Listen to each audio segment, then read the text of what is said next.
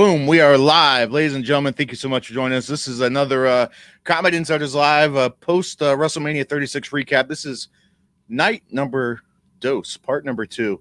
We were live last night. We had a really great time. We had a lot of great feedback, a lot of great questions, a lot of good interaction. So hopefully same stuff again tonight. Please remember to like, share, subscribe wherever you're watching. We are streaming on YouTube and Facebook.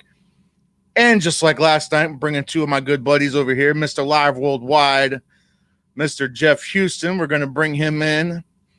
And from Cage Side with Christopher James, Mr. Christopher James donning the Nacho Libre attire. What's going on, Nacho Libre! What up, y'all? What's up, fellas? Dude, your mask your mask looks like a lucha glory hole. Oh, wow, bro. Lordy. Jeff, that hurt right in the feelings. I never make fun of any of your over-the-top outfits. Don't make fun of mine. Hey, I can't help it, man. You got that going right there, man. You need some tape around there, man. You need some, some Not just Okay. Somebody kicked off the party a little too early, I think, Jeff. Apparently so. Oh, and I need the bong. Yeah, I kind of figured. I'm going to need the bong. I kind of figured. All right, Josh, guys, that is how you do night number 2. All right, so keep that enthusiasm. Wait a minute. Keep that enthusiasm. Hold that enthusiasm. I am happy. Real quick, kind of the same thing we did last night. Just real quick, your initial thoughts on the night itself. What was your quick rapid fire initial thoughts on the night itself? Go ahead. Happy. Oh, talk about night number 2 stepping up and taking the spotlight in this different circumstance. Oh, man. I'm going to tell you something. From moment 1 to moment done, there was only one slowdown. Obviously, we'll talk about that in due time. But as far as day number 2 as opposed to day number 1, day number 2 was lit. It was lit. It was awesome. Matches were good tonight. I enjoyed them. There was one match that just, and we'll talk about that later as we get to it. But I had a good time. I'm not even going to compare the night and say which one was better.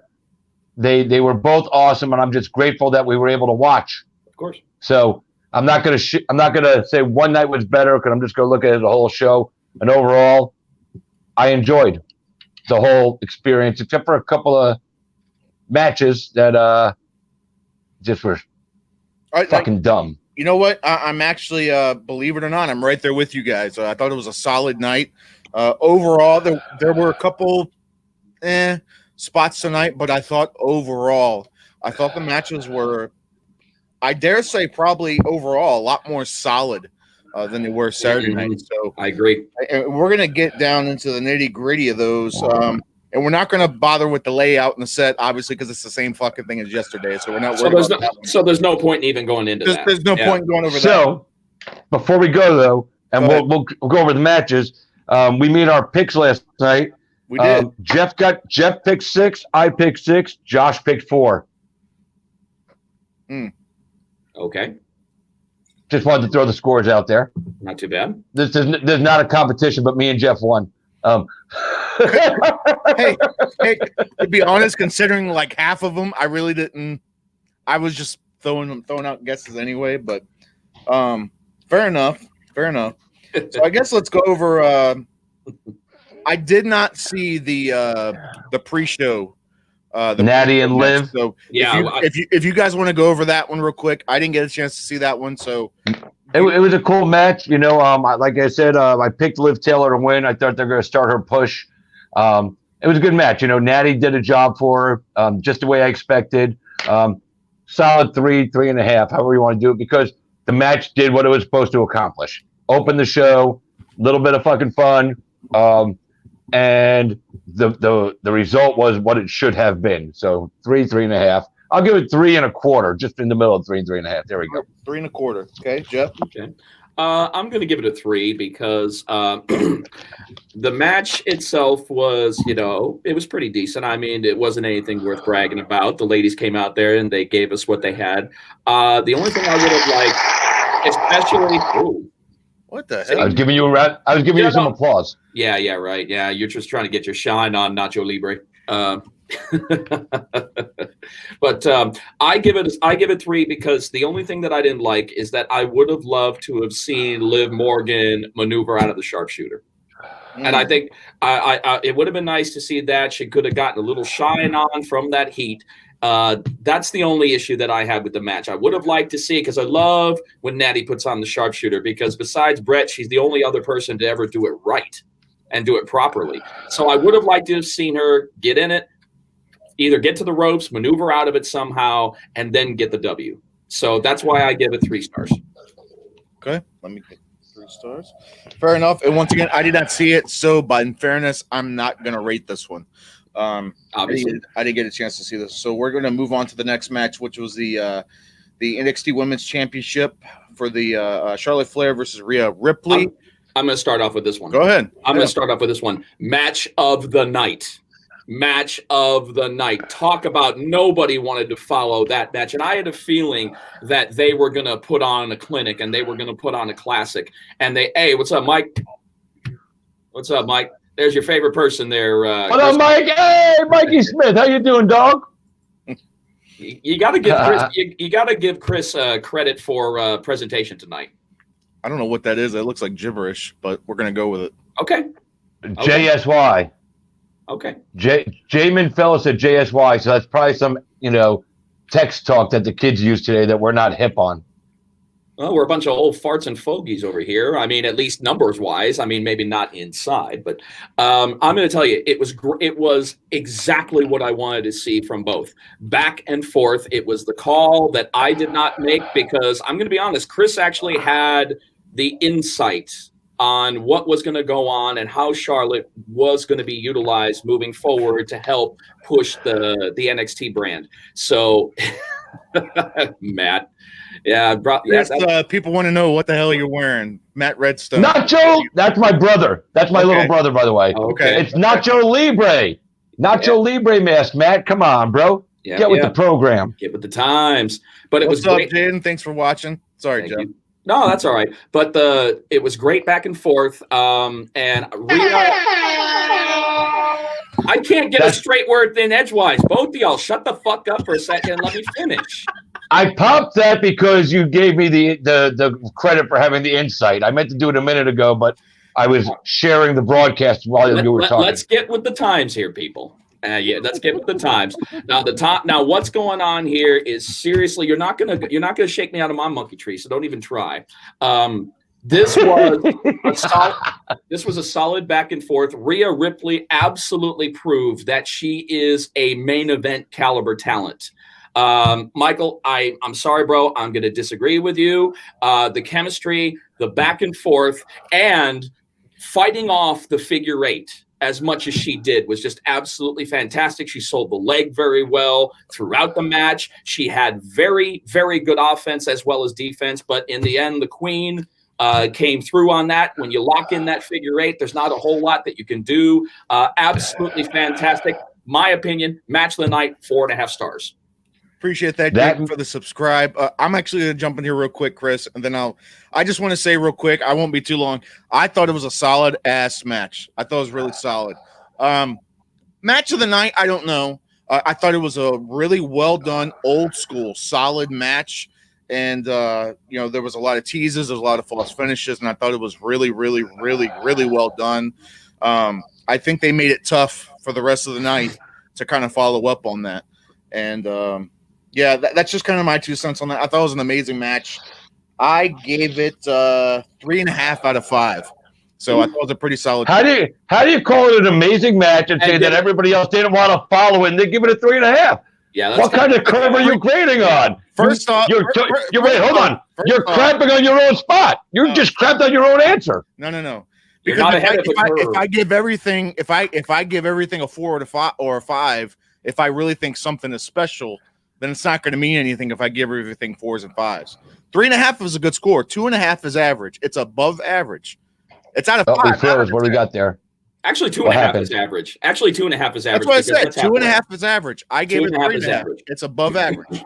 I gave it an above average score. I thought it was an above average match. All right, Nacho, what you got for us? All right. So that match was awesome. First, I'm going to go back and say I told you guys exactly how it was going to happen. I told you that Charlotte, some people said that I was crazy because Charlotte winning is a demotion. My nephew is loving me. I love you, Michael. 2 years ago on this day, we were in New Orleans for WrestleMania with my nephew, Michael, and the Make-A-Wish Foundation. An incredible experience. But this match, these girls sold it well. And getting back to the point I was making, Charlotte going down back to NXT is not a demotion. It's a promotion because the company believes in her so huge that she can help carry them in this battle that they're having with AEW. Because in spite that WWE is the more well-known product, AEW has stolen a few of the numbers. Finn Balor went back to NXT when NXT moved to TV. Nobody goes, oh, that's a demotion. It's not a demotion. It's a promotion to promote. And Rhea will probably translate over to Monday Night Raw tomorrow night. Mark my words. They're not going to move a lot of people, but they are. But as far as this match goes, those girls delivered. It was solid. Every fucking bump taken was sold well. Like you said, Jeff, Rhea sold, getting her legs fucked up the whole time. Charlotte does what Charlotte does. She takes other female stars and elevates them. Which is exactly what her father did. What her father did. She is, she's the one that will pass the torch at some point to somebody else. There's a few girls out there right now that, have some pop, Bailey, and Becky, but Charlotte really is Charlotte is to the women's division what Drew McIntyre is to the men's division as far as Vince McMahon. She's that girl. And you know what? Even without the Flair name, I mean, she kind of probably got a little pushed through with Flair name, but she's completely earned her spot.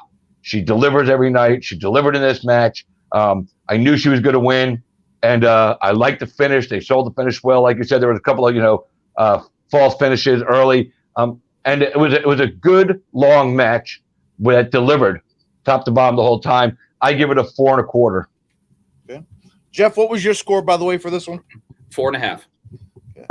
I give it a 4.5. I loved what I saw. It was a WrestleMania. It was a WrestleMania caliber match. Caliber match. Yep.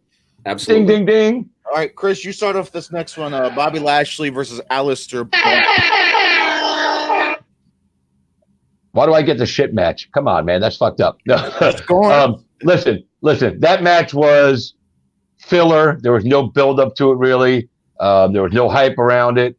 And it was, I knew Aleister was going to win. We all picked Aleister Black to win that one.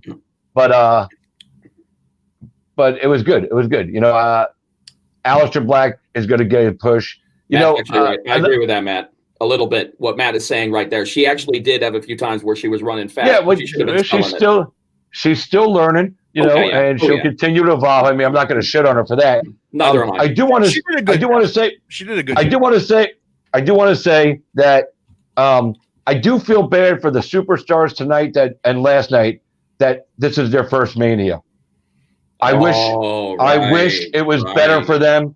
The Street Profits and everything we're going to talk about the match, but there was a lot of people that this was their first Mania, and I'm glad that they stepped up and stayed in their roles and everything. But man, next year, any wrestler who's on this year's Mania card better get a match at next year's Mania because they deserve it. But back to Lashley and Aleister Black. It wasn't a long match. Lana, they're going to break Lana and Lashley up. She interfered. She goes, no, do the spear. And then he got fucked up. So I give it a 2. There was nothing to build up about it. It wasn't a long match. They didn't work well together physically. There was no chemistry between those two. 2. Okay. 2.5 for me. 2.5 for me. Yeah, that would definitely be more of a SmackDown match because it didn't really have any kind of WrestleMania build to it. It was filler. And let's take it for what it was. But as far as chemistry between the workers, none whatsoever. It didn't make sense to the fans. And it was what it was to waste time until the better matches come through. And it sucks because Aleister Black is an incredible talent. He's got some of the most solid kicks in the game. And Lashley, as far as his age and the way he looks, is almost superhuman that he looks that way at his age. And I'll give him credit of that. But you're only as good as your dance partner. And that just was not the case here. So 2.5 stars for me. Yeah, Lashley is not as good as Black running moves. Lashley is very stiff. He always has been. Always has been. So, but whatever. He wrestles like a football player. He wrestles like a football player. I mean, I would have rather Lashley and Shelton Benjamin. That would have been a more entertaining match. Yeah. So, Josh? I gave it a 3. I was kind of glad that it was on the shorter side. I was fine with it being on the shorter side. It needed to. If it would have went 10, 15 minutes, it would have been that much worse. It was what it was. Yeah. Was it terrible? No, it wasn't terrible. There was a couple stiff moments, and I enjoyed that. But yeah, as far as chemistry, none. And I think 3. Honestly, I'm probably being generous with 3. I think you are. And you are. This is the first time me and Jeff are saying you're being generous in both nights. I know. Yeah. I'm because you know what? He picks this one to be generous with and doesn't fucking give Flair and fucking Rhea the pop. You gave Flair. Hey, wait, hold on. What did you give Flair and Ripley? I gave it 4.5. I gave it a 3. No. You know what? You know what? Wait, hang on. Flair and Ripley. What did you wait? Answer the question. What did you give Flair and Ripley? 3.5. And what did you just give that match? A 3. 3. Your scoring system is fucked up. How can you give that a 3? It's flawed. Would you listen to me? I'm about to give you some props, okay? You're right. I should actually probably be close to a 2.5 for that. You're right. Because if I'm gonna give Ripley and Flair a 3.5, that either needs to be higher or this one needs to be lower. You know what? That does need to be higher, and Lashley and the other one need to be lower. Do the right thing and bump up Flair and Rhea to a 4. They should be at least a 4, dude. They should be at least. That was a that match was stellar. You know what? I think that's fair. You're absolutely right. Hey, I can take it. I screwed up. I think it should be a 4. You're right. It should be a 4. That's for you. The noise.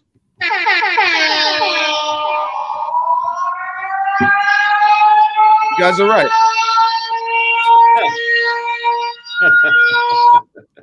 All right. So, next match, I didn't have a whole lot invested in this. It was Dolph Ziggler and Otis and the whole, the Mandy Rose thing and the whole date kiss bullshit.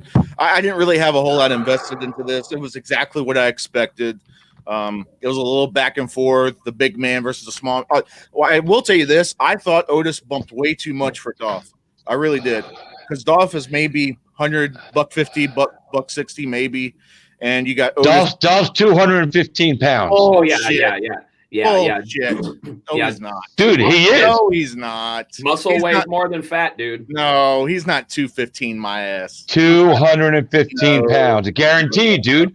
Listen, I'm telling you, I've told you guys before that I know a lot of guys in WWE. I've hung out with these guys. Dolph Ziggler, while you don't see it that way on TV, Dolph Ziggler is a big dude, and he's solid, dude. All muscle. That good dude weighs 215, 208 at the least. Fine. 200 pounds. The Otis is still what? Legit? Probably 350? Legit? 375 fat. Dude. They said 330 on the way, and I'm like, no, you're off. It's more than that. He's bigger than that. Yeah, he's bigger. He's bigger than that. But they have McIntyre at 266, and McIntyre is a little heavier. No. Yeah, they put McIntyre 266. He's bigger than that. Probably. McIntyre walks around about 290. He lives here in Tampa. I know McIntyre. I believe him. I believe it. But anyway, which match? So which match are we talking about? I got lost. We're talking about Otis and Dolph Ziggler. Otis and Dolph. I picked Dolph to win this match. I thought they were going to fucking just continue to fucking put Dolph over. And again, the whole romantic interest gimmick, the King Kong fat guy gets the pretty little blonde girl. On my Facebook post, I said, at the end of the match when, he picks her up and they're walking out, she's looking at him. I literally said, she's looking at him like King Kong, like, Fay Ray from the original King Kong movie. Oh, and then she kisses King Kong and they walk out heavily after. And Dolph walks away with the loss. no girlfriend, and I don't know. Sometimes I don't like the romantic angles they play. In this one, I didn't. I didn't understand why they were trying to put Dolph and Otis together. I don't think Dolph's a legend, and I don't think Dolph is the right legend to put Otis over. It doesn't sell well to me. And the work in the match, I give it a 275 to 3. So you guys, you can put whatever score you want there, anywhere from 275 to 3. I like Otis. He's fun, but he's not a primetime player, and he's not going to be. No, he's not going to be a primetime player, but I'm going to tell you what, he did fantastic working with a veteran like Dolph. And Dolph only had so much to work with, unfortunately, because, even though that Otis is a big spot guy, he's a big man. I mean, he's kind of like a smaller man's version of Bam Bam Bigelow. He kind of reminds me of that. In fact, actually, they made a crack on him. They actually said, what did they say about Otis? That, who does he remind you of?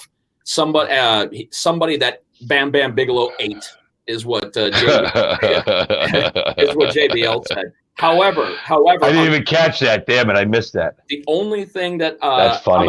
The only thing that definitely put it over that Otis was going to win is what happened on Friday Night SmackDown. Is when the truth came out, all in the backstage shit that was actually happening, and how Dolph and what's her name were conspiring, against him. And I'm like, oh, you might as well have just told us the finish, because I knew it was going to happen. I knew once that happened, right? I knew she was going to come out, and I knew that she was. But man, I'm going to tell you, she low blowed the fuck out of Dolph. She did it man style, man. Get all the way, big old. By the way, the gimmick that they showed on Friday night with the person showing the videotape. Have you guys noticed during SmackDown and Raw, and over probably the last 6 weeks, every once in a while you're watching and there's like a glitch in the screen, something happens, it looks like a technical error. Yeah. There's something big coming, and I don't know if this guy was part of it, the one that did that video, but there's something strange going on. They're going to have a huge reveal on something shortly, and I think it ends up getting delayed because of the coronavirus, but I think that was part of it, like somebody that's coming to cleanse the WWE. But what's your score on that match anyway? There's always one. There's always one. I mean, there was the Y2K savior, which ended up becoming Y2J, of course. So there's always somebody out there to quote unquote save us. I'm going to give that one 3.25 because it was entertaining, and it's always people. There's something heartwarming, whether it's bullshit or not, to see the wrong guy get the girl. The wrong looking guy get the girl, and that was kind of nice. So I definitely appreciate that. Is the extra quarter star because Mandy's hot? She came out in her fucking outfit. No, not at all. In fact, I don't think. No, not at all. In fact, I'm not gonna lie. I'm kidding, man. I saw her live in bare knuckle. I mean, she's got a great body, but as far as her face goes, it doesn't do it for me, man. It just it just doesn't do it for me. I'm Mandy. I'm sorry if you ever watch this. It's just like I said. I'm not a big fan of plastic. I'm not a big fan of plastic. Okay, that's just the way that it is. Hey, I'm a big, chubby, double chin motherfucker. You can say whatever you want. You won't hurt my feelings. I'm just telling it like it is. But 3.25, and the quarter, I'm giving that for the little romantic finish after. Yeah. Josh. What you got, Josh? I had 2.5 on that. Average on that? Yeah, I had it right about average. I mean, it was nothing exciting. It wasn't terrible. It wasn't great. It was just a straightforward, like you said, you knew what you were getting. So, Edge versus Orton. Oof. So this one, may I? Go ahead. May I? Yeah, you go ahead and start off. All right. This was the match I was looking so forward to. And a last man standing match between these two guys is something that I knew was going to be awesome.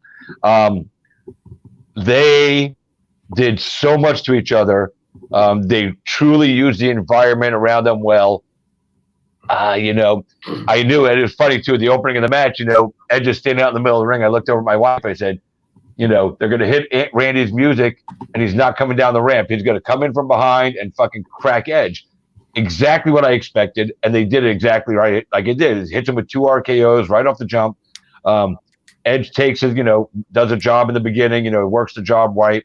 And then he came back and had his moments. They gave each guy those back and forth moments that they both deserve because of who they are.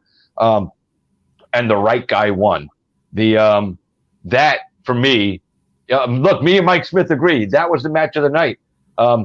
It was a long match, no doubt about it. It was. But they're statistically, it delivered the whole fucking time. They both had their mode breaking to catch their breath while the other one's doing this and that. I love that match. I love that Edge won. It was the way it was supposed to go down. Let me see something here on my pick list. I took Edge. Jeff took Edge. Josh took Orton. Yeah. Took Orton. But that was the match of the night. And I'm going to be honest, if I'm looking at the whole overall card, that was the match of Mania, followed by Rollins and Owens last night, and then followed by Charlotte and Ripley. Those were the three best matches overall in my book, and we could go back and grade the whole thing after best matches, but I'm just throwing that out there. I was so happy for that match. It really delivered. It gave me everything I wanted. The only thing that was missing from that match, was the crowd being able to pop for these guys like they deserve for a match like that. 4.5 stars. Solid rating. Solid rating on that. Actually, I'm going to change my score. 4 3/4 stars. It was almost the perfect match for this Mania in this climate. It's almost a 5-star match. Okay. I mean, that's fair. I'm going to tell you, it was a fantastic match, and you're absolutely right. They did give us what we wanted, and there were some good spots. Edge, of course, had his table jump spot, and Orton had his assist DDT onto the truck bed spot. So they both had, their good spots. I could have shaved down this match anywhere from 5 to 10 minutes, but you know something? I'm being kind of not necessarily liberal about it, but last man standing matches are supposed to be long. Yeah, there's that. Statistically speaking, they're supposed to be long. I love the finish. How the tables were turned and Edge had the opportunity, and how he was kind of fighting with emotions. I love the fighting with the emotions, made it look a little bit more real. But there were a few rooms that weren't utilized well in the Performance Center, and that's my only gripe about that. But most of them were.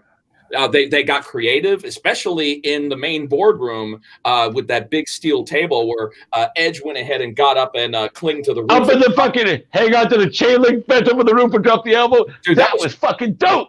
That was cool. And I'm definitely giving him props. My only gripe about it is that it was a little long, and some of the rooms used shouldn't have been used because there really wasn't anything in there to do anything with. I give it 4 1/4. Okay. 4 1/4 for Jeff Houston. You know what? I love this match. I too, I thought it was match of the night. Probably match out of both nights too. So I'm kind of right there with you. It was great. It had everything. I don't think it was too long. I enjoyed it because I thought they took advantage of everything, every room they possibly could. Because you're right, there was a couple rooms where you couldn't really do a whole lot. Exactly, and I get that. I think they did the best that they could, and even like when they went through that narrow part, like behind the curtain. Before they went back into the wrap your lips around that glass dick. This is difficult to do with the mask on. Before they went back into the ring area on top of the stage, they made use of some really tight spaces, and I thought it was brutal. It was creative. I thought everything they did was spot on. I like the ode to the concerto spot. I liked all that stuff. It was classic. It was old school. It was not a lot of. It wasn't anything overly technical. It wasn't like a whole bunch of high spots. It was just in your face. No, it wasn't a lot of high spots. And honestly, I actually praise it for that. Oh yeah, I loved it. That it wasn't a spot fest. I loved it. I gave it a 4.5. I gave it a 4.5. I really, really. But let me throw something in, especially for the scenes when it comes to narrow corridors. My mentality is that if I'm fighting someone either in a false count anywhere match, last man standing, or if I'm fighting in a very tight, narrow corridor, environment, why are people? I swear to God, it would seem like the ideal thing to do in those situations would either be tight European uppercuts or uppercuts. Make the best out of the area when it comes to hand fighting in the space that you're in. Sometimes they go for big haymakers in narrow corridors. That just doesn't make sense to me, because if you actually did the European uppercuts or the straight up uppercuts, it shows that you're adapting to the space that you're confined in as you move throughout the match. That's the only thing that I would like to see in those situations. There was a moment in there in one of the hallways where they took out a cameraman. I fucking found that epic, by the way, too. And they, and they left the shot there of the fallen camera, and then they rushed to another camera. I actually think that was a production problem, that they made the switch over to the second camera a smidge too late. I think they were like, missed the button. But it was cool, not to swerve off, but to swerve off. I was doing an event at the St. Pete Times Forum in Tampa with the XFC, and there was a fighter standing in front of a cage panel, or about 8 feet from the cage panel. And the other guy came rushing in to just fucking take him down, and hit so hard on the cage panel wall, took the cameraman right off the fucking platform, knocked him 8 feet back with the camera. He never dropped the camera, and he got, his back was a little sore, but I was sitting right there when it happened, and that was a fucking cool ass moment. I felt bad for the guy, but once I knew he wasn't hurt, watching a cameraman fly off a fucking thing, it was fucking, I'm not gonna lie, it was a little funny. Hey, you said XFC. Look what we got here. Nacho Prisco together. Yeah, that was my that was funny, kind of. Fuck you, man. John Prisco, come on now. John Prisco's my homie, bro. Why do you think I said something, man? I mean, come on. I know, but not Joe Prisco didn't work for me. I love you though. It didn't work for me.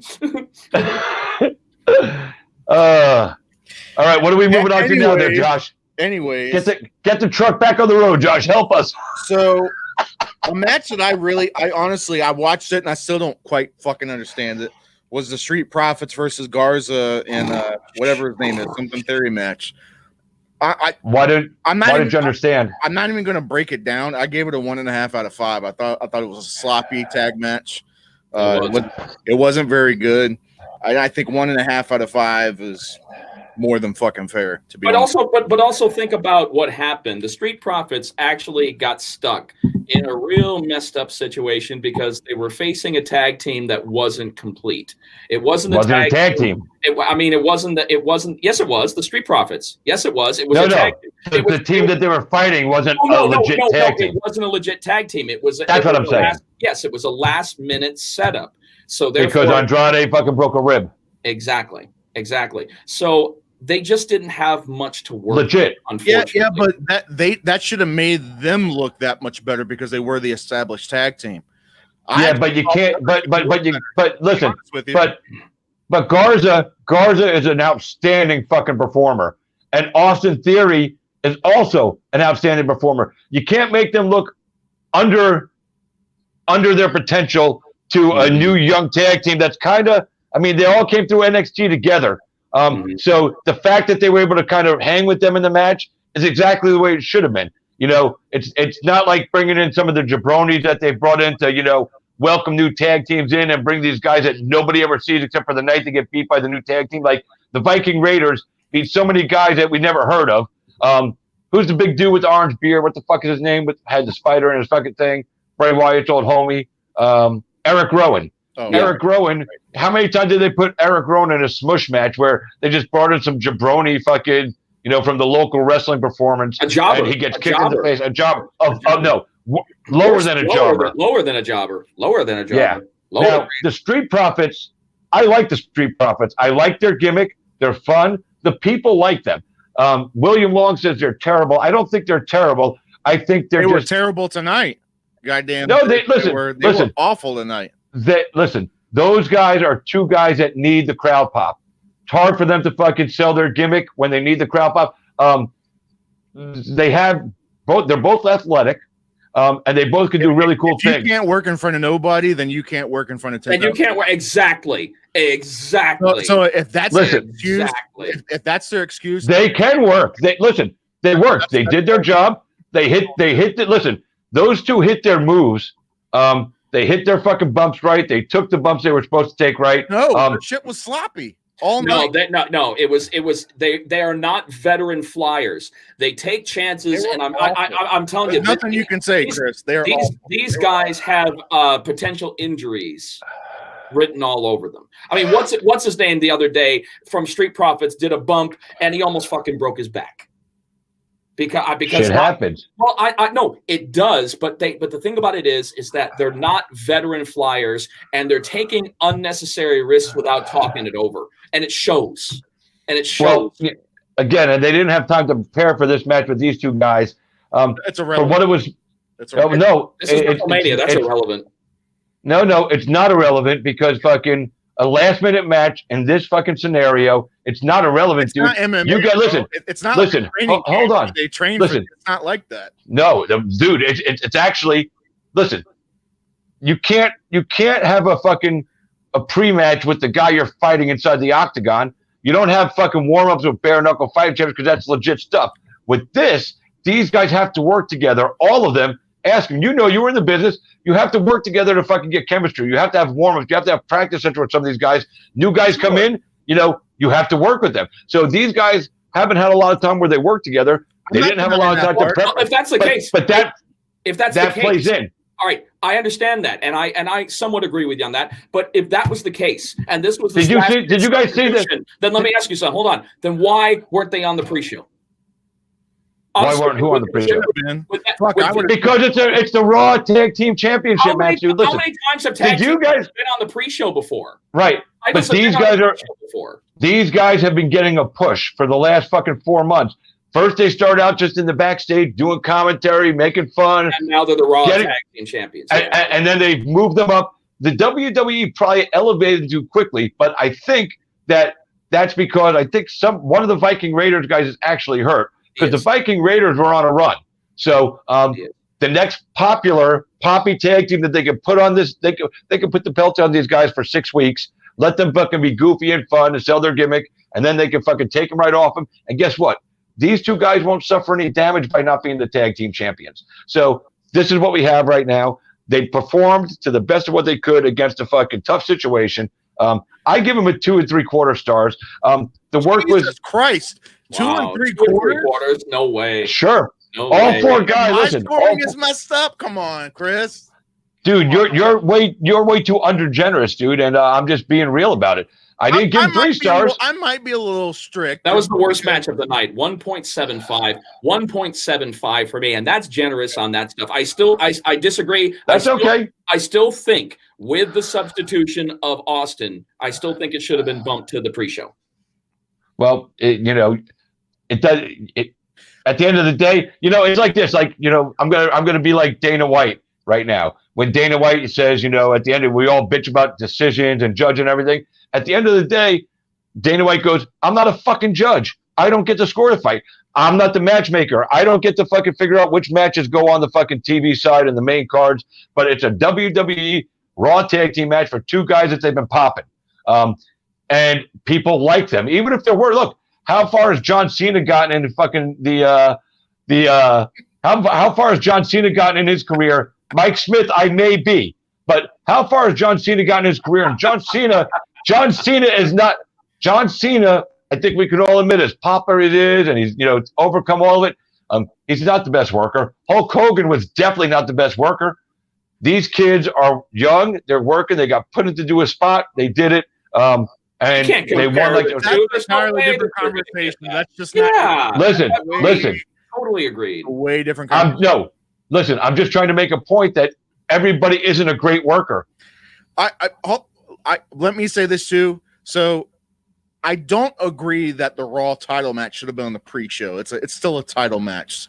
So it's disrespectful. I think you should still have some sort of respect, if anything, towards the title itself. Maybe not even necessarily them, but I do because it's for a title. whatever. That part's fine, but it was still garbage. It was a garbage match. Okay. They were garbage. All right. We figured Let's move on to the next Let's match. move on to something more positive, please. Yeah, please. we beat the shit out of this already. So, and I'll be honest with you, in my opinion, this next one was maybe minutely better, and that was the 5-way, the women's 5-way match. It was great. That was phenomenal. It was great. Go ahead, Josh. You open up on this one, Josh. We'll listen to you first. Okay. All right, you're done. No, I'm just kidding. No, you know what? He gorilla monsooned you. He gorilla monsooned you. You can talk now. All right, we're out of time. All right. Or I was going to give him the rock and go, what's your opinion? It doesn't matter what. We got a fucking mark over here, man. Jesus Christ. Chris, try that again. Try the rock thing again. It does. What? Do the rock thing again? No, try it again. Try it one more time. Why? What am I missing here? No, I'm gonna just try it. I'm gonna clip it out. Do the clip. Oh, that was it doesn't. What? I can't hear you. What you say? Oh my God, Josh, let's keep it this way, man. Sorry about that. Where's it going? Where are you going? No. I am not joining the virtual Kiss My Ass Club. All right. I'm glad you got the gimmick though that I was going for, the Vince McMahon Kiss My Ass Club. So I love you, Jeff. I thought I didn't think there was anything special about this match. I thought this was sloppy too. I thought it was a sloppy match. The finish was weird. I thought they should have had it to where it was Sasha and Bayley. Me too. I think that was the obvious. I think they should have pulled the trigger on that. I get maybe they want to stretch it out just a little bit more, but I thought that with everything going on, they should have just went ahead and fucking pulled the trigger. Okay, I thought they should have pulled the trigger. What the fuck just happened? You're gonna hate me on this one. 1.5. I gave it. What the? Dude. Wow. Okay. Hold on. Hold on. Jeff, you can go next. That's fine. But I just want to say, what the fuck, Josh? I didn't like it. Listen, what was the match he gave 3 stars to, and we told me it was a fucking, and he's gonna give this? Hold on. We made him change his score. No, you're talking about the Lashley Aleister Black. I gave it a 3. Yeah, and you're giving this 3, and you're giving this a 1.5. Yeah, dude, man. I thought that was better than this match. Oh wow! No, there was more chemistry. There was more chemistry in this match. Was it sloppy of time? Yes, I'll be the first to agree. I got him like twice to take a piss, and I didn't even have to take a piss. But that's how uninterested I was in this match. But Sorry. I will tell you this. I'm sorry. The ultimate performances in this match were Lacey Evans and Bayley. This is some of the best heel work that I have seen from Bayley since she has adopted this new heel, attitude. She was really selling the heel in this match. And even though that she was still a little hesitant, 1.5 is too fuck. No. Hey, now you see why I give Michael Smith shit, Jeff. I do. He's a troll. I think, man, Josh, I think he's a man of taste, all right? He's got a new fan. He's got a new fan. Yeah, now he's tasting your nuts in his mouth, kissing your ass on that fucking pic. Yeah, remember. I'm just kidding, Mike. I'm just kidding, Mike, about that. I'm just being a smart aleck. Remember, it's combatinsiders.org, not .com. They'll never find Josh. Yeah, I think it did. That's the point. It's not. They're not supposed to find you. They're not supposed to find you. They put it .org. But no, Lacey did a great job, considering that was a swerve for me. But nose ring got rid. Yeah, did you see that when they came around the close up near the end? Yeah. Oh yeah, it was fucked up. Yeah, it was. But it got yanked out. But I understand it now. Obviously, they have more in mind for Bayley and Sasha Banks moving forward. Ooh. Oh, that's gonna be that's gonna be a hairy fucking kiss, man. He's a hairy motherfucker. Hey, listen. He's probably got some cheddar, so Maybe I'll take a little cash. Times are tough right now. Uh-oh. Go over there, pucker up on that fucking beautiful Canadian tushy. I bet you're going to say that. Cash me outside, Mike. Oh wait, hold on. Yeah, let me get it. But That was for Josh. Yeah. I give it. I'm gonna tell you, for the effort, 3 stars. I get for the effort 3 stars. I was really happy with what Bailey turned out with. Considering any time that you go on a fatal 5-way, at one point it's going to be a clusterfuck. And it kind of was at times, and it was sloppy. However, when it started, the numbers started thinning out and it started getting closer to an actual match. It started getting a little bit better. Lacey started showing a lot of athletic ability, which she definitely has. And absolutely. like I said, Bailey definitely did some good heel work. So I'm going to give it 3. I love you too, Mike. All right, now listen.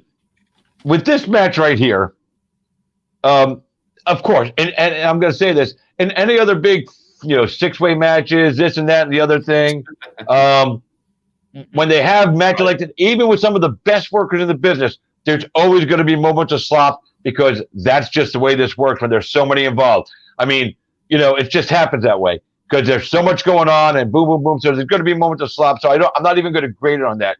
When they were doing what they were supposed to do, the match was cool.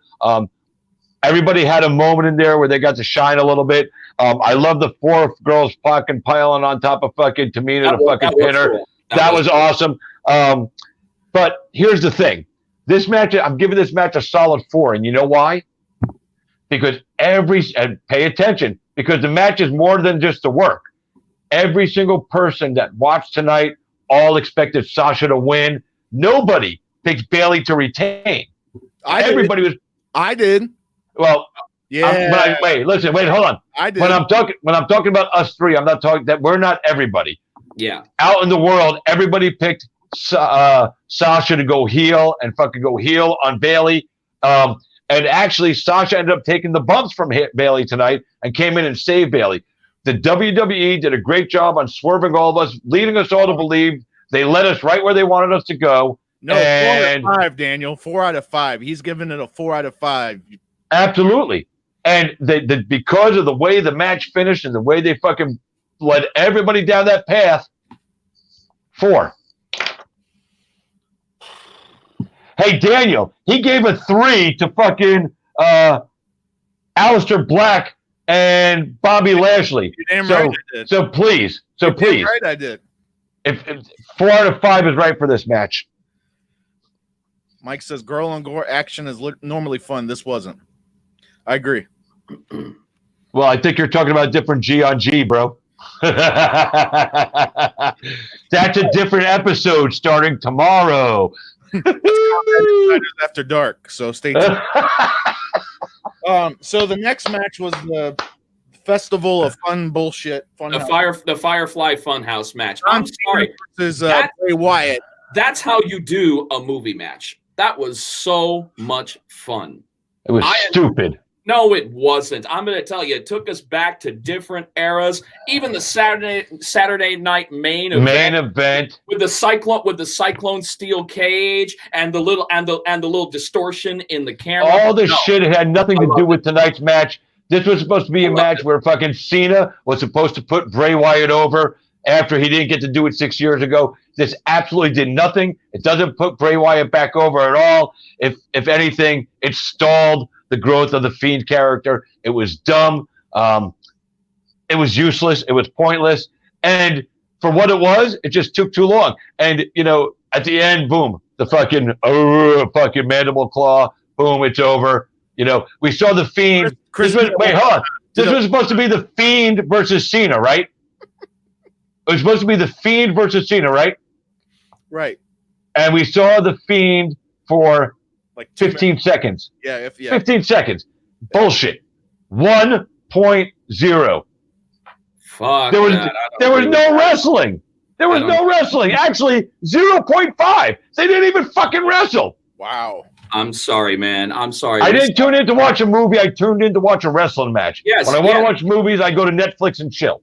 Yes, hence the name World Wrestling Entertainment. That was not entertaining. You want to go next, Jeff? Or I'm going next. Oh, wait. I'm going next on this. Hold on, before you finish, and I'm only giving it a 0.5 because Cena made a Husky Harris reference. That's it. which is hilarious, by the way. That was epic. I thought it was fun. I loved it all. I loved seeing John Cena in the Saturday Night Live main event situation. I loved seeing him back as the Doctor of Thugonomics. I loved the NWO thing. I'm going to tell you, it was kind of a reminder for the true wrestling fan, even though that it wasn't a wrestling match. But you know what? One can go ahead and make the exact same argument about the Boneyard match. The Boneyard match was not a wrestling match. I said that last night. I didn't fucking bite on that either. This was not a wrestling match, and I am not grading it on a wrestling match. I'm grading on how I was entertained. I was thoroughly entertained. It was different. I think it was better than some of the stuff that we've seen before, like the House of Horrors match. Now that was terrible. That was just with I didn't even like that at all. But because of the different references that they used, and we saw the versatility of talent that we hadn't seen in John Cena for some time, that's why I liked it. Solid 3.5.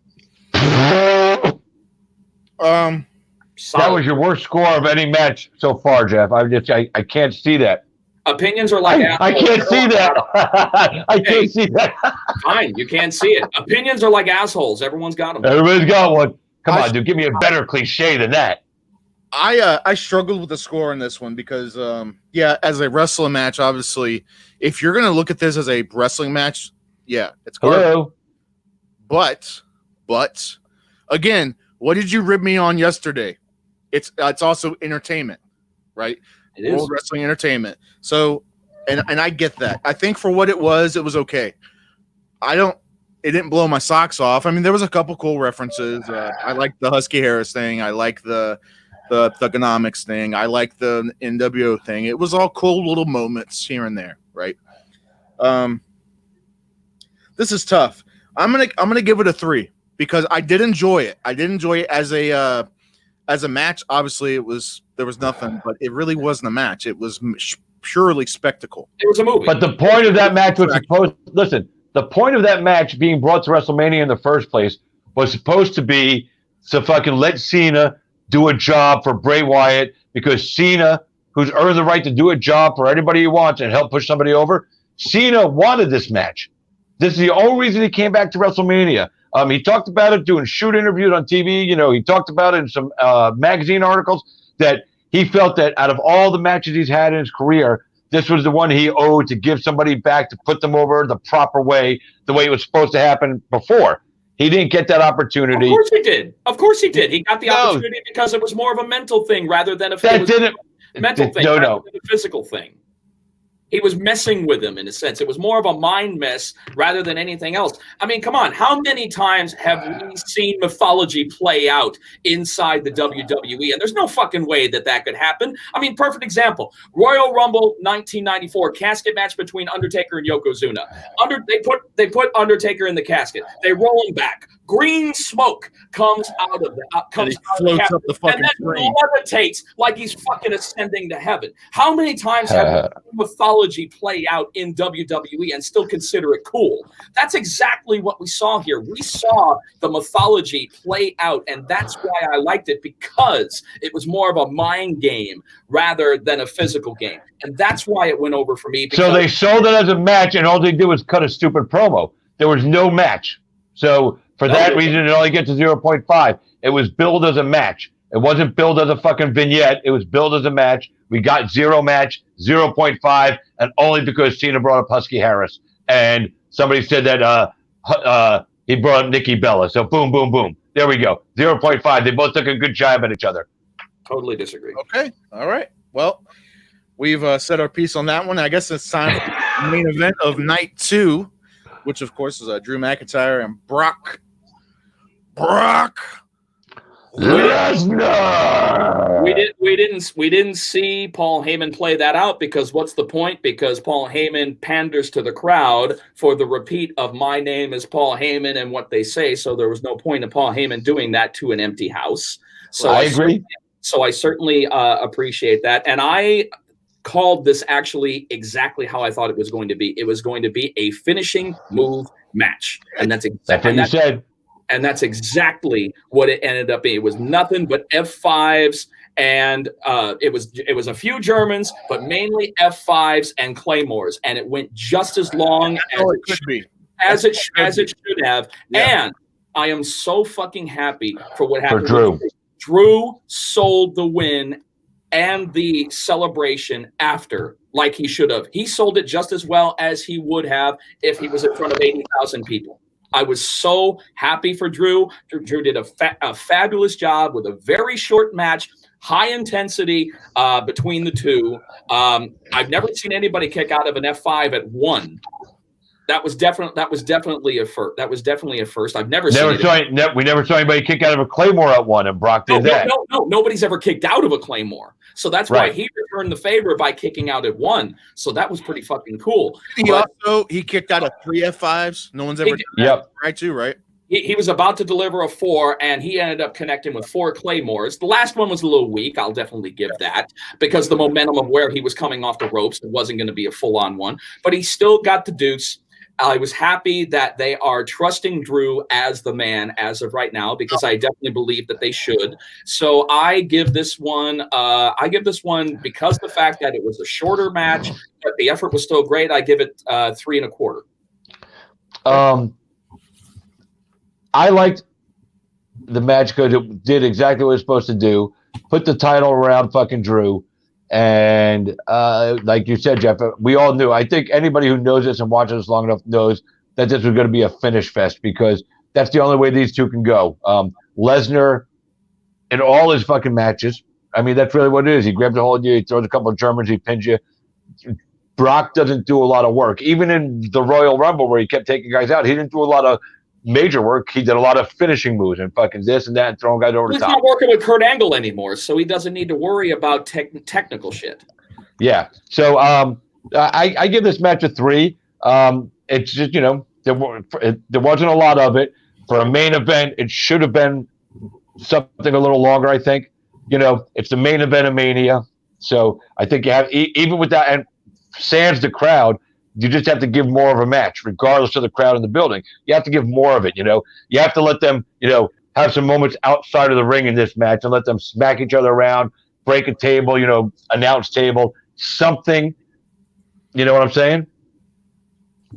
I think they can get back. I think they can circle around to maybe a rematch and maybe do a little bit more of that. That doesn't matter. The circle back doesn't matter on the Mania night. They can do all kinds of stuff with it, and they didn't give enough of what a Mania main event should have been. But I like the finish fest. I did. No, the finish fest was fine, because that's what you expect from them. But again, they should have given them a little work outside to let them. We didn't get a broken announcer table all during Mania. We should have gotten that. You know what I'm saying? Break the German announce table or a Spanish announce table. Those are classic. We got one. We got one break. We got one break with Rollins and Owens. Oh yeah, we did. You're right. But tonight we didn't get one, and they should have given it. And that was the match to do it. We got a backstage dive through a table, but it wasn't an announcer table. Not the same thing. And the last man standing match, that was perfect. That was great too, by the way. But they should have done a little more with this match. But for what it was supposed to be, a finish fest, they both did their finishes the way they were supposed to. One of Brock's Germans looked weak. One of fucking Claymore. That last one looked weak. Yeah. It came over sideways and weird. And one of his Claymores was a little off key. But for what it was supposed to be between these two guys, and Brock, I've always been told, is kind of a hard guy to work with because he doesn't have any rhythm. He doesn't have any flow. He just, he's who he is. But he doesn't hurt you. Right. Doesn't hurt you. But he is who he is. Although him and Roman once had to give each other a real fucking pop inside the ring. That was cool. Yeah, that was. But a 3, a solid 3, because that's it. That's it. All right, Josh, what you got for us? I gave this match 3 1/4. Pretty much the same thing you guys are saying. Like it was exactly what we all thought it would be. Same thing as Goldberg and Braun. It's the only thing it could be. Just finish a match. If this would have went 10, 15 minutes, I think it would have turned it off. It's overkill for the situation. Overkill. Yeah. I thought it was fine the way they did it. I was fine with the length because we got several fairly long matches. So I was completely fine with the length of it. I'm okay. I'm happy Drew got finally got the belt. It was well deserved. I love the promo package they did in the beginning. So enjoyed that. You really, it was a good package. and Yeah, it was cool how he brought up how Vince always said I was the guy and I never won the title, and this, like, I enjoyed all that shit. So 3.25 for me. Okay. Overall grade for WrestleMania, Jeff. Hold on, wait. I'm doing the calculations because I know you're going to give us the numbers. Yeah, we're just going to numbers. We're going to go ahead and do this. But we're going to give a grade based on a grading scale, A through F. Okay. So that's different than the numbers. Jeff, give me your grade for WrestleMania overall without, 50 words or less. Okay. Solid matches, considering the situation. The veterans did what they were supposed to do. I give it a B-. I feel that pretty much everybody delivered what they were capable of delivering under harsh circumstances. It's really hard to adapt to something that is so rooted in having the crowd and delivering the same product without it. Even though you should be able to deliver with nobody or anybody, it's still put yourself in their shoes. But I'm like you. I give it a B+. Okay. Josh? I don't. It's tough because I wanted to not even include the crowd or lack thereof, but it's almost impossible to at least factor it in to some degree. I'm gonna give it a C+. I'm gonna give it a C+. That's solid across the board. It was a solid show. I thought it was a good show. I actually thought it was better.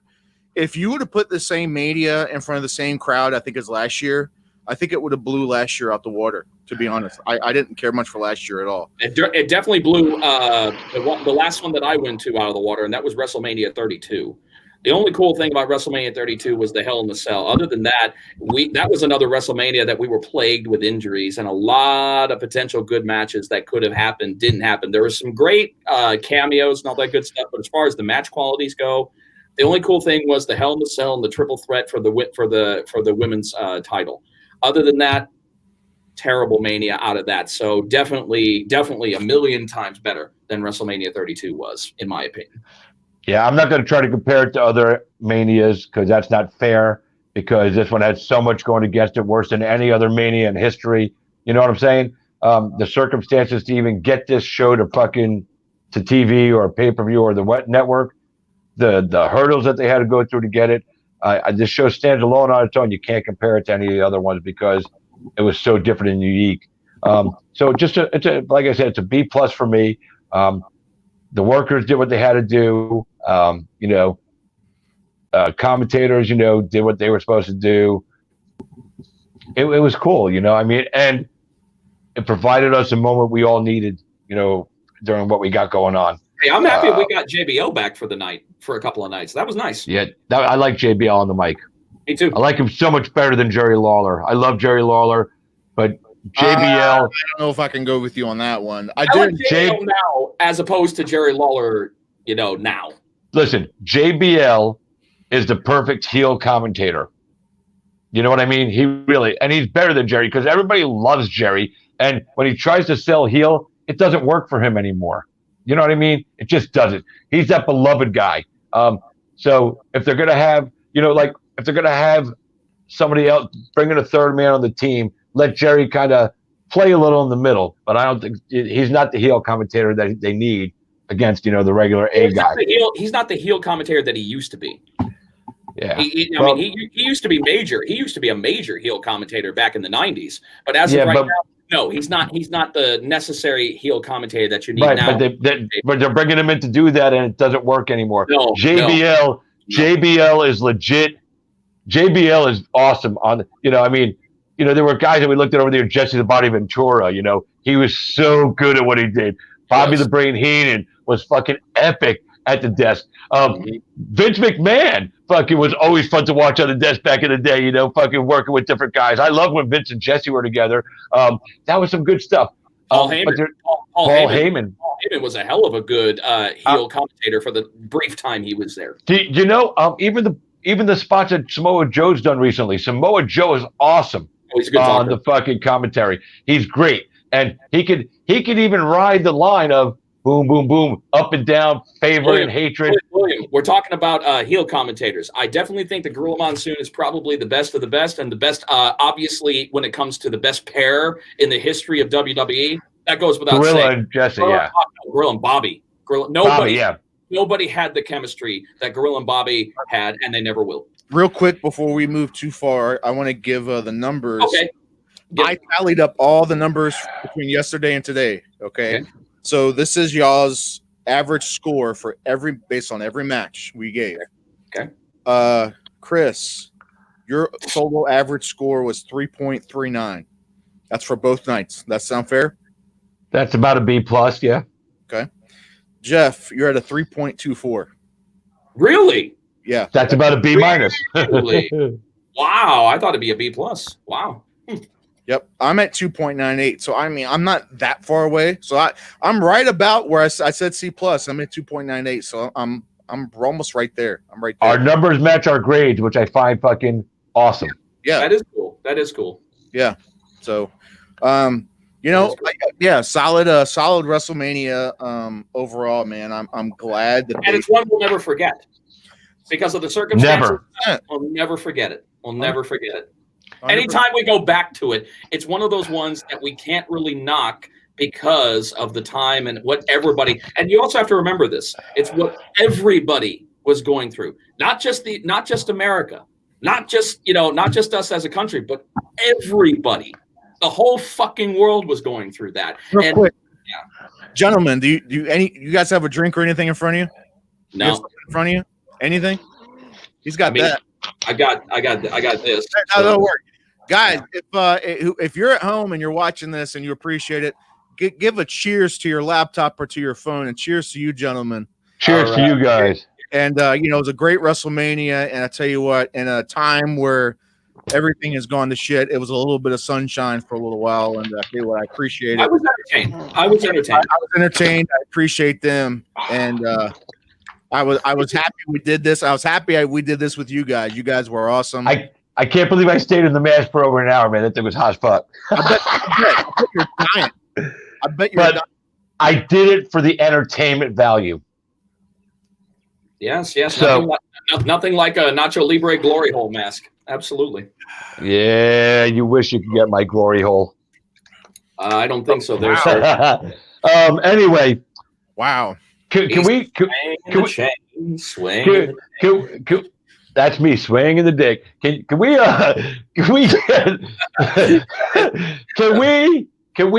talk about something else now that we've finished WrestleMania? What do you want to talk about, Chris? What do you want to talk about? I want to talk about UFC 249. What, you mean lack thereof, UFC 249? Well, that's why I want to talk to you guys about.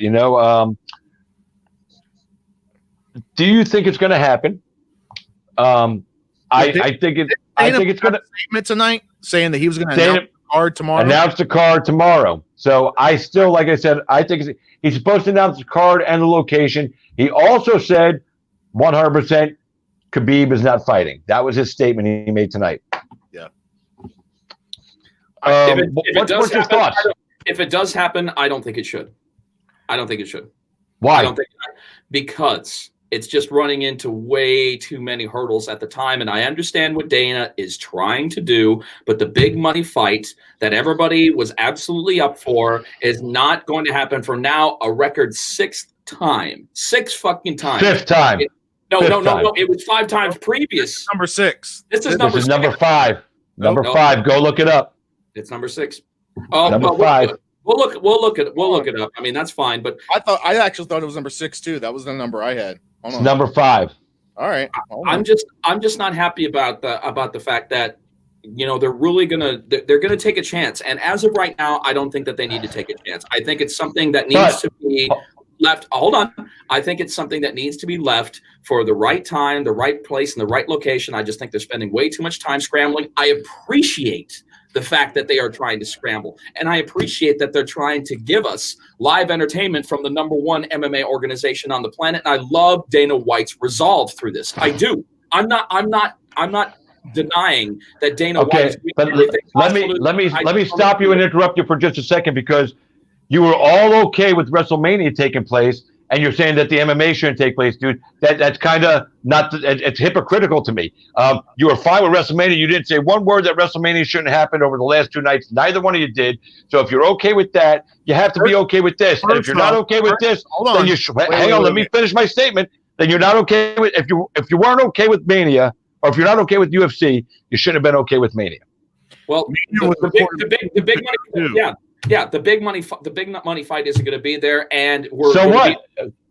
So what? So what? There's going to be other. Listen, here's the thing. We keep saying they're scrambling. Dana White could have a card that's already been stacked, and he could have just played with everybody all along. He has a location picked out already. He already knows where it's going to be. He just hasn't told us. Some of the fighters on the card know exactly what it's going to be, and you know how Dana is. Dana tells these guys, don't say a fucking word till I say so. Oh, of course. So that's why we don't have a location, and that's why the fighters that probably do know, and the ones that don't. Khabib doesn't know because Khabib isn't fighting. But I bet you Tony Ferguson knows, and Tony's been trained this whole time. I bet you Tyron Woodley and Colby Covington know. If they're on this card, they're going to know, and the announcement's going to be made tomorrow. But if you're okay with one event happening like WrestleMania, then you have to be okay with UFC taking place. Otherwise, because you had no problem with Mania, neither one of you, we never even talked about, because none of us had a problem with it. That was like 2 weeks ago. Things have changed. Think about how fast things have changed, like day to day, week to week. That was 2 weeks ago. That's all I'm saying. Well, they didn't. They finished filming last week. I thought it was the week before last. Right? No, when they started the film, they got the order. They had to be out of the Performance Center by the 1st of the month, or the 2nd of the month. Okay, so that's when the mandate went down for the That's when the state of Florida mandate went into effect. Right. But like I said, even still, we don't know. The world might be better in 2 weeks. We don't know where it's going to be there in 13 days. I hope so. If the UFC is taking the precautions they need to, and the fighters are taking the precautions they need to, and they are willing to sign on and do this, who am I to say that they shouldn't be able to do it? If they fucking get everybody tested before the fights, absolutely, then put it on. I wrote an article just about that. All right, fair enough. If I don't want to see anything half-assed. If he goes through all the proper testing, then hey, thumbs up for me. Okay, fair enough. I'm okay with that. If they go through the precautions that are necessary in order for a closed door event to take place, then yes.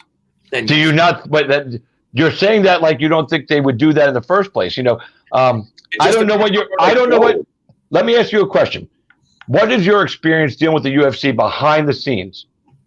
The one thing that I have known for the limited time that I have actually been behind the scenes is that the UFC is one of the most well-oiled machines behind the scenes, especially when it comes to MMA, and nothing is left to chance, and they are unflinching professionals all the way.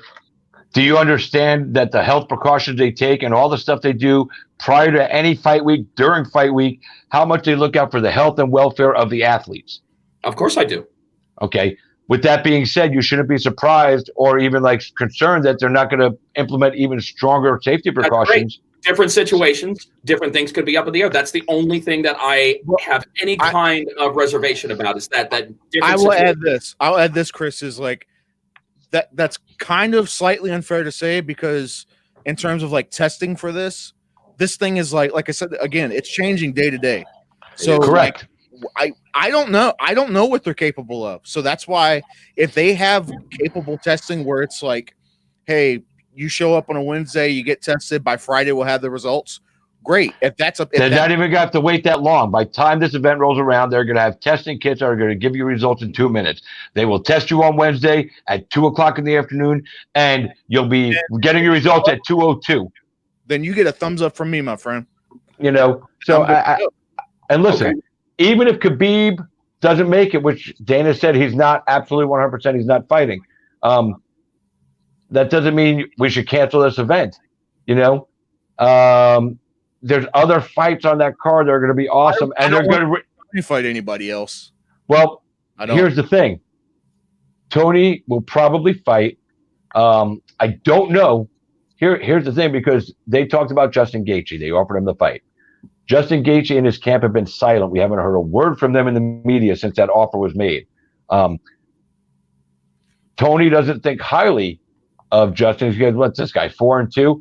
Why am I having to go backwards in my fucking thing, even though he's ranked up here? I've already beat the top 5. Right. I've done everything I'm supposed to do. Yeah. But Tony Ferguson also said that at the end of the day, he'll fight anybody, anytime, any place, and he feels that he needs to do this event to give us, the fan base, a distraction. So,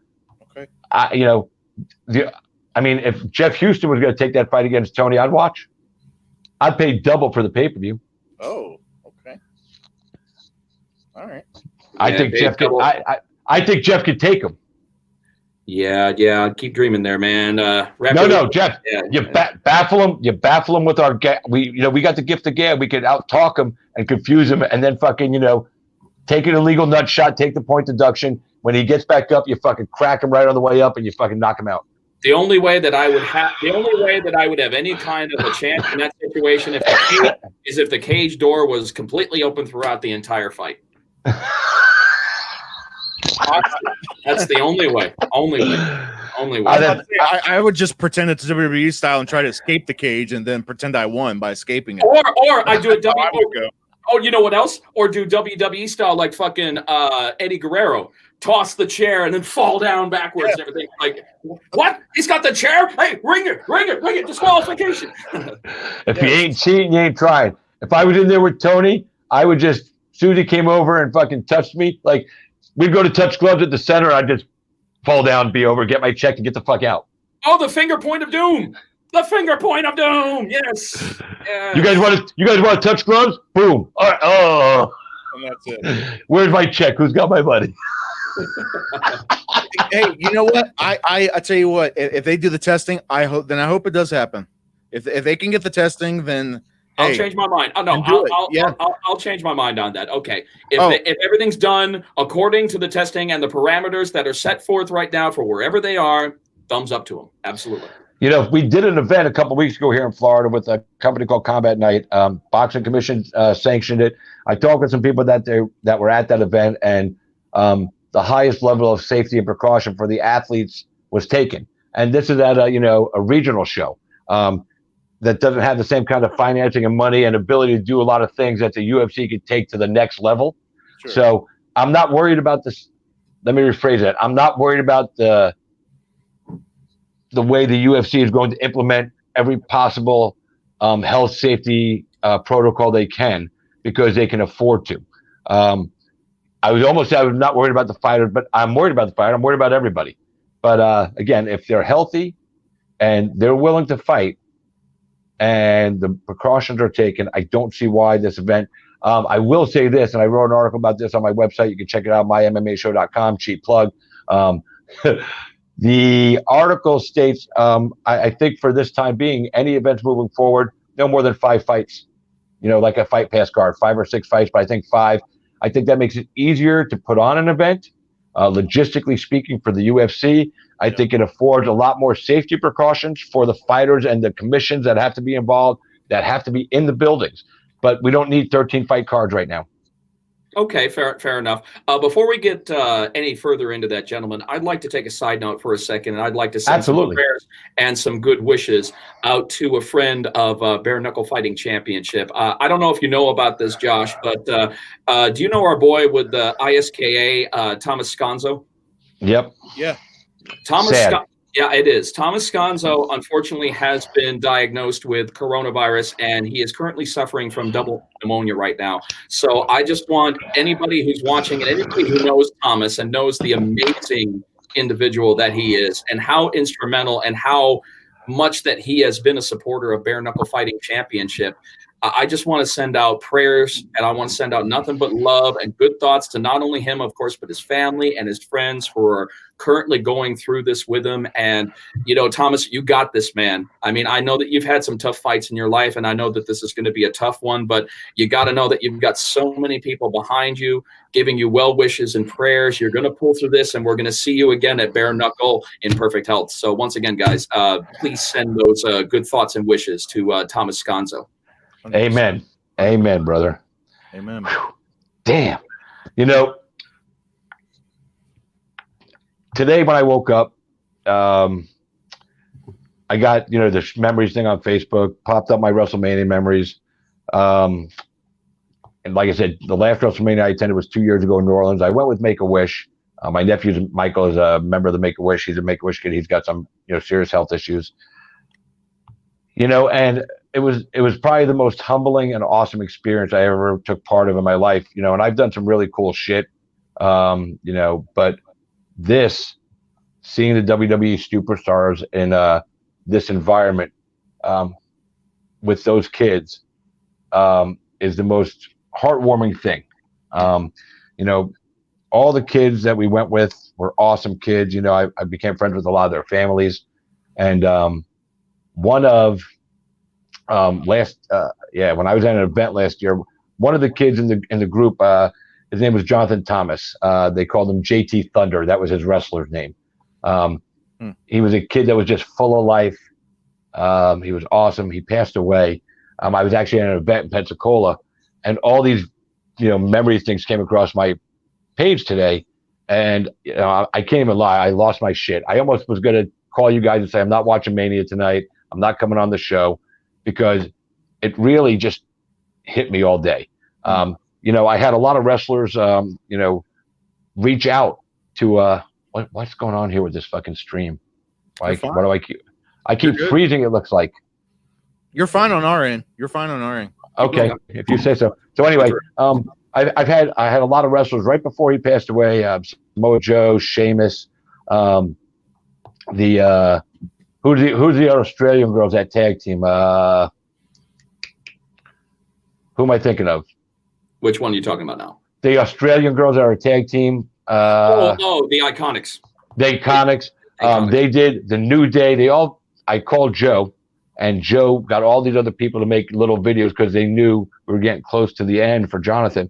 And, these guys go above and beyond, so I was like in and out of tears all day.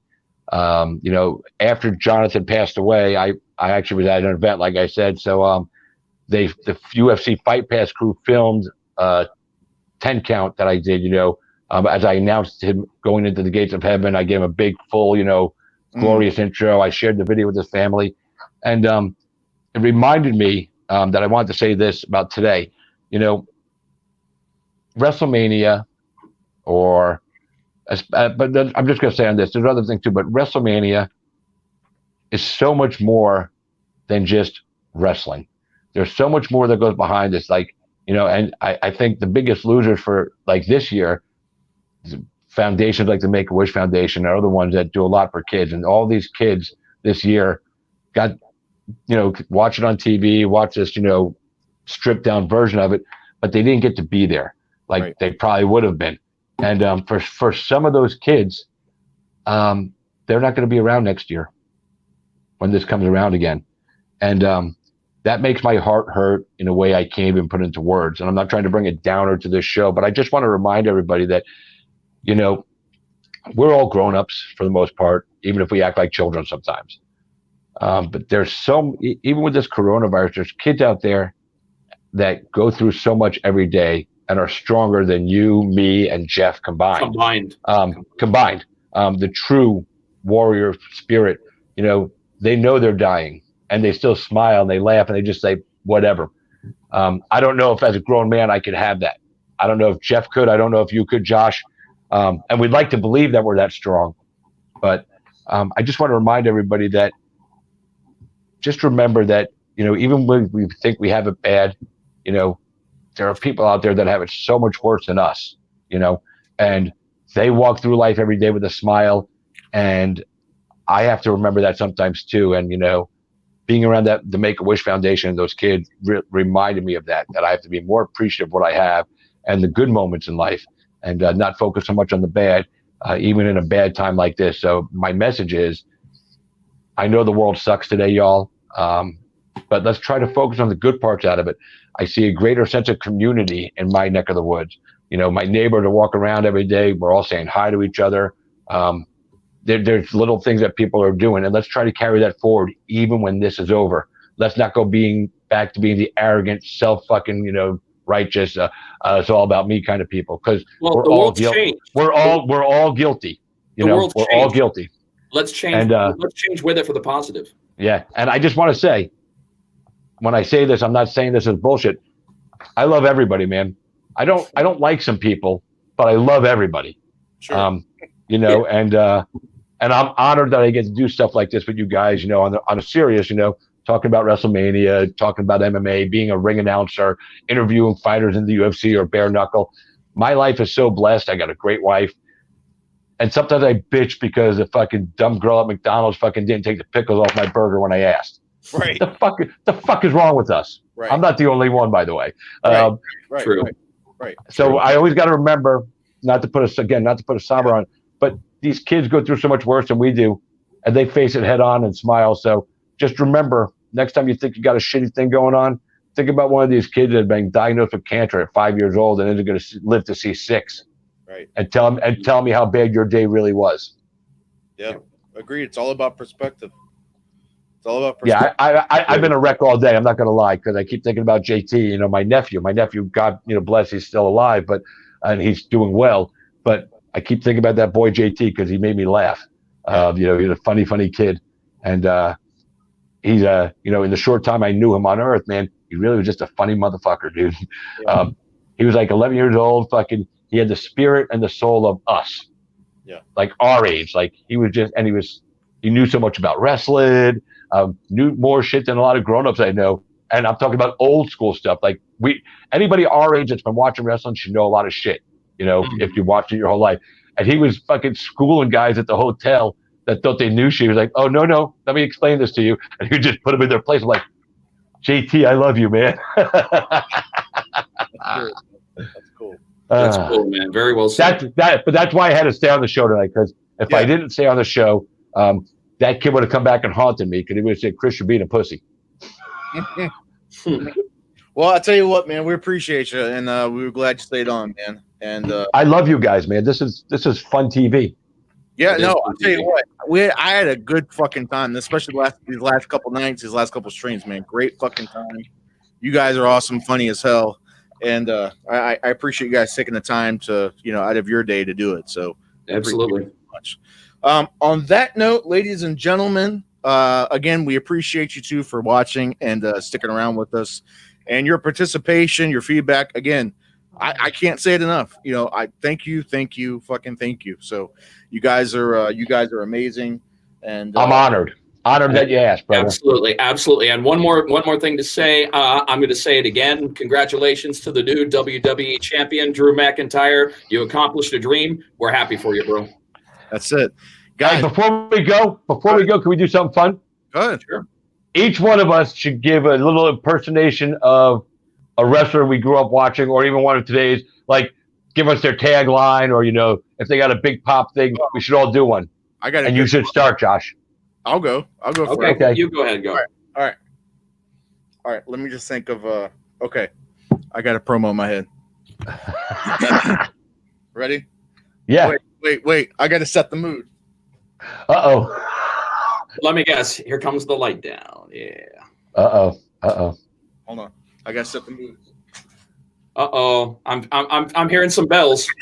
I'm hearing some bells. Kane, the hounds of hell will feast upon your rotting flesh. Tonight you will rest in peace.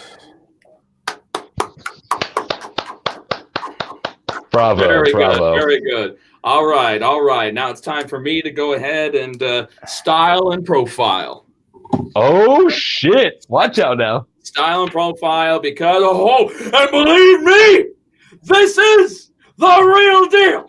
Ladies and gentlemen, it's WrestleMania 8. It's Indianapolis, Indiana. It's bright lights. It's the big cities. It's long limousines. It's women lined up for a block to take a shot at the champ and Mr. Perfect. But most of all, it's Randy Savage's last attempt to walk the aisle. Good. That was good. That was fucking good. I like it. Hold on.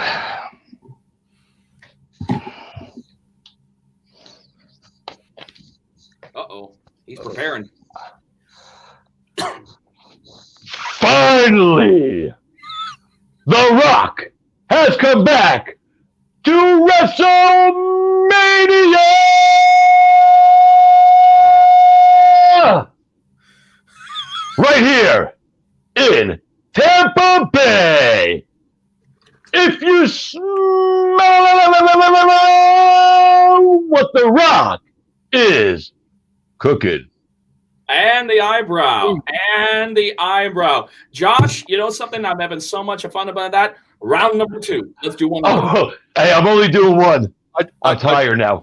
A different character or Yeah. Different character. One more.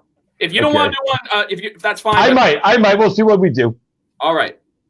Give me another one. Let me go second. I have to think for a second. All right, I'll go first. I'll do another one. Just give me a second. I'll go first. Okay. Good. All right, here we go.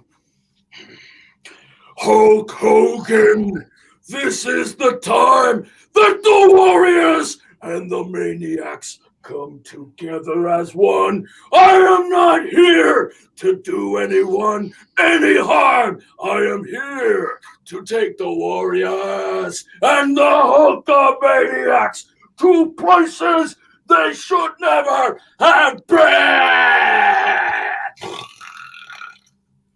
That's pretty good. Was that a burp at the end? No, it's not. Oh, okay. I wanted to make sure because That was the Warrior right there, baby. I know what we know who it was. I mean, if you don't know who that was, that's pretty then good. you're a jabroni. All right, I got what I want to do. I might mess up some of the words, so just bear with me. All right. Just make up your own words. It doesn't matter. Well, it's a particular promo. I'm just. Oh, okay. I got you. All right. Well, you know something, Mr. Wonderful? We got all the Hulkamaniacs round the world. Brother, and this Saturday night, it's me and you. This Saturday night, Mr. Wonderful, you don't have to just deal with the largest arms in the world, brother. You don't have to just deal with the 24-inch pythons, brother. You got to deal with the Hulkamaniacs, brother. You got to climb that mountain. But Mr. Wonderful, be careful. Don't slip and fall, because it's a long way down. Now, Nice. my only criticism on that. I messed it up. No. It's not that. It's Hulk Hogan back then. The pace should have been a little faster. Well, no, that promo was actually really. Oh, did he slow it down for that promo? Yeah. He was like almost whispering into the mic. He was like, Oh, Mr. Wonderful, don't slip and fall. So he slowed it down. Yes. So he slowed it down for that one. Yeah, he did. Oh, I didn't know that. I didn't know that. And I rescind. I rescind that. Yeah. All right. What you got, Chris? I got one. Just hang on a second. Go ahead. I got to set something up. Uh-oh. That's right, because we gonna hear like glass break or something. I think so, because welcome to Raw is Jericho! That's pretty good. That's pretty good. Well, you know something, Mean Gene. Now, you remember, well, you know something, Mean Gene? I hope the whole Pontiac, Michigan comes down from the mountains because I got to get my hands on this big, nasty, big giant. But these are the times, Hulkamaniacs, where we find ourselves tested. We find people trying to swerve us left and right. But I'll tell you one thing, the way that Hulkamania is shaping the whole city, man, I'm going to get my hands on that big, nasty giant and the 24-inch pythons, the largest arm in the world, and we slam that nasty giant down. Wait. Go ahead, Chris. Uh-oh.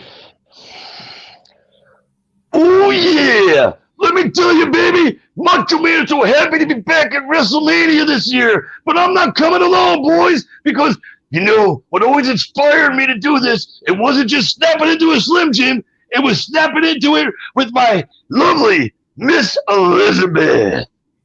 We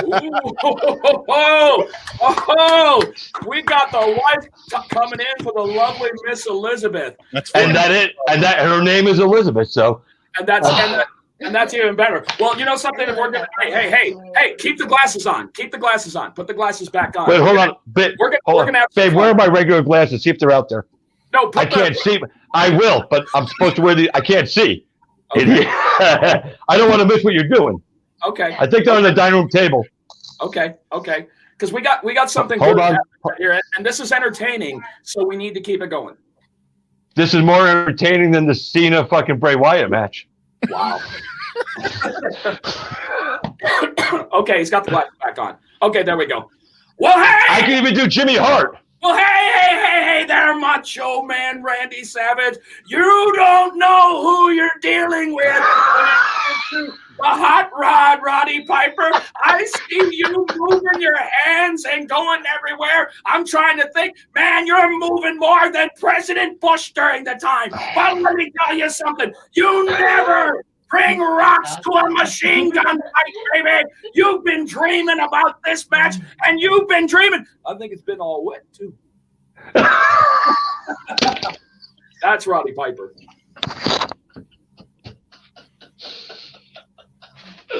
What the fuck am I looking at out there?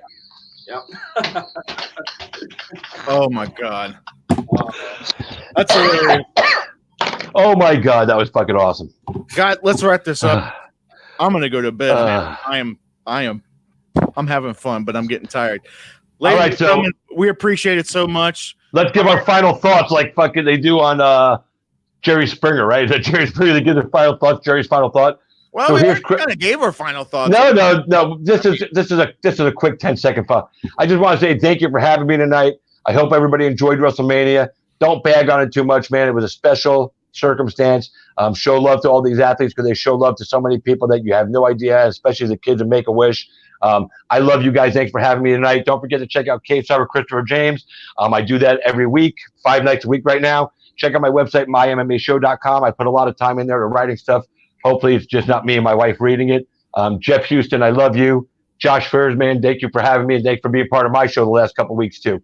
So that's what I wanted to say. Thank you, man. Okay. Definite shout out to my main man, Chris, and definitely check out Cage Side with Chris, man. Good stuff, man. I'm going to tell you, he puts you in your place and he'll keep you there if you let him. Definitely want to give a shout out to Josh and Combat Insiders. Of course, also check out Loudmouth Fisticuffs, and Jeff and the Fat Pug will be coming back. Guys, WrestleMania, most different WrestleMania of our lifetime. So let's keep it in its proper perspective. Next year, it's going to be back there in LA. Final thought. Until then, take care of yourselves and each other. That's it. And that's all I got. And guys, don't forget to check out. We should have another episode of Loudmouth Fisticuffs coming up. I don't know, Wednesday, Thursday-ish. Kind of been our routine, but don't check it out. And again, check out Chris. Check out Jeff and the Fat Pug. And I am Josh. And check out Combat Insiders all the fucking time because Josh does an amazing job. Well, I appreciate that. I try. And I am Josh Furs from Combat Insiders, and I appreciate them saying my name right. A lot of people fuck up my name. Anyways, that's all I got. Wow. Do people fuck up Furs? Fear. Yeah, I get fears. I get all kinds of shit, dude. Fear the Furs. Fear the Furs. Yeah, I get fears, fires. I've got Josh Fires. Is there a Josh Fires? I'm like, yeah, that's me, I guess. Yeah, that's you pissed off for not saying Furs right. Yeah, that's me, I guess. Anyway, hey, guys, if you don't say his name right, I cut you. Appreciate I cut you. Yes. I cut you. Boom. Love you guys. Thanks for having me tonight.